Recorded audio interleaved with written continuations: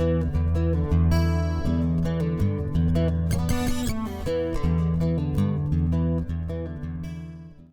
folks, Troy Toma here.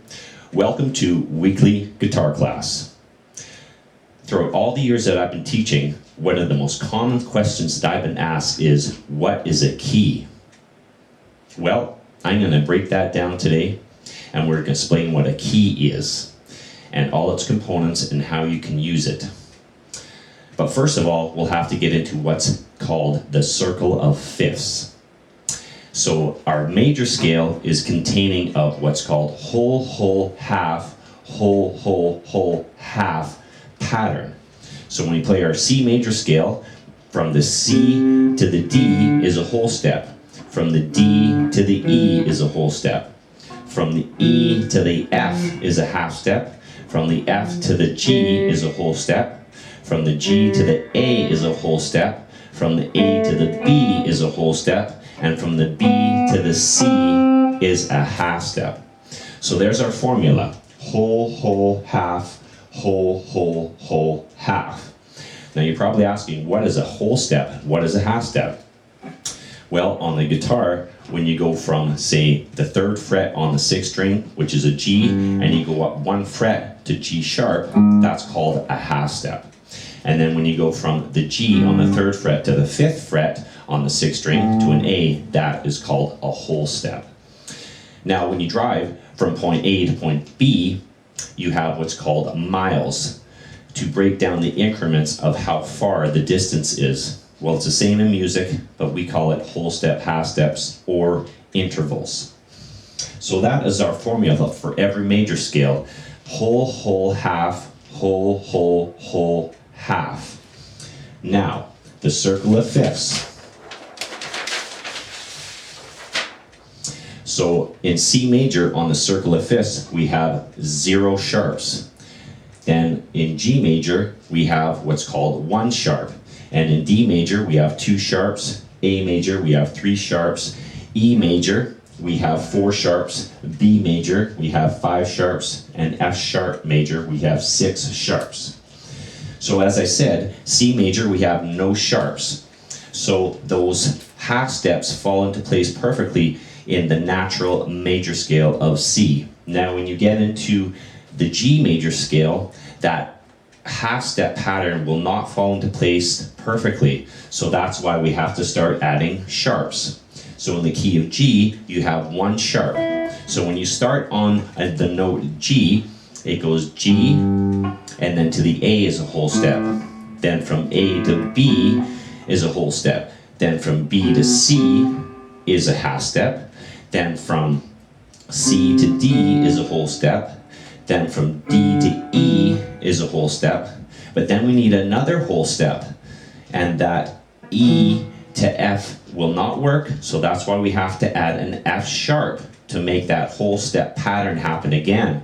So E to F sharp gives you that 3rd whole step, part of our pattern, and then F sharp to G gives you our half step. So that's how we add sharps, and that's how we keep that pattern whole, whole, half, whole, whole, whole, half.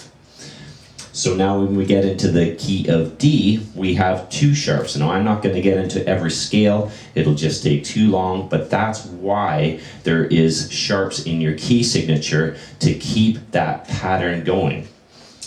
So the order of sharps is at the top of the page here. So obviously, as I said, C major has none, G major has 1, F sharp, D major has 2, F and C sharp, A major has 3, F, C, and G, E major has 4, F, C, G, D, B major has 5, F, C, G, D, A, and F sharp has 6, F, C, G, D, A, E. So the sharps go this way, and as well as the sharps or the circle of fifths go clockwise when you're dealing with the sharps. Now when you want to go to the flat sides, the F is going to be the first key in the order of flats, and that's going to have the B flat. So then you start going backwards, so B flat. Then the next key is going to be B flat major. Then you have B flat, E flat. Then the next key is E flat major, B flat, E flat, A flat, and then so on. Now, each key has what's called 4 chords that are the main principal 4 chords in any key. Now, when you're dealing with C major, the 4 main principal chords are C, G, F, and A minor. So it's the 1, the 5, the 4, and the 6 chord. So when anybody says we're playing in the key of C major, you know you got your C scale,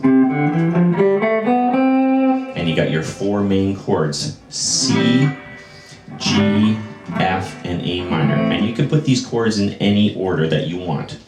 So in order to find these chords, you just basically have to count up your fingers. So the 1 chord is C major, then you count up your fingers to the 5 chord, C, D, E, F, G, and that's your 5 chord. Then your 4 chord is obviously 1 letter below that, which is your F, and then your 6 chord is 1 letter above the G, which is A. And the musical system only goes up to G, so that's why we go back to A. So there's your 4 principal chords, C, G, F, and A. And you can put those into any order. So that's your foundation of what a key is. So now you go into the key of G, and you want to do your 4 chords in that key. You go G is your 1, 5 is your D, C is your 4, and E minor is your 6. And again, you just count up your fingers. G, A, B, C, D. There's your 5 chord. And the 1 letter below that is your C, which is your 4 chord, and the 1 letter above your D, which is a 5, and that's your 6 chord, E minor.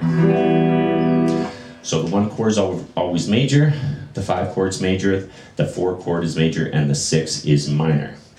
So say you wanted to find what the key in the tonal center is in the next key, which is D major, has 2 sharps, F and C.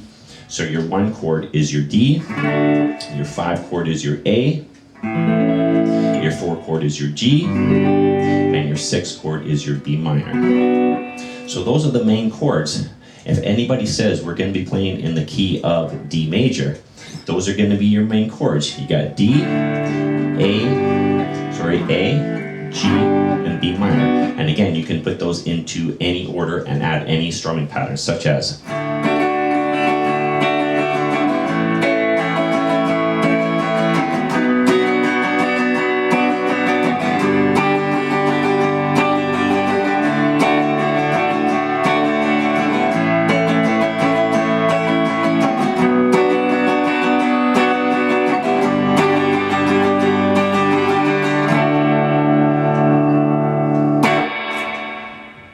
your breakdown of what a key is.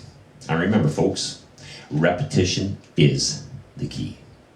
See you next time.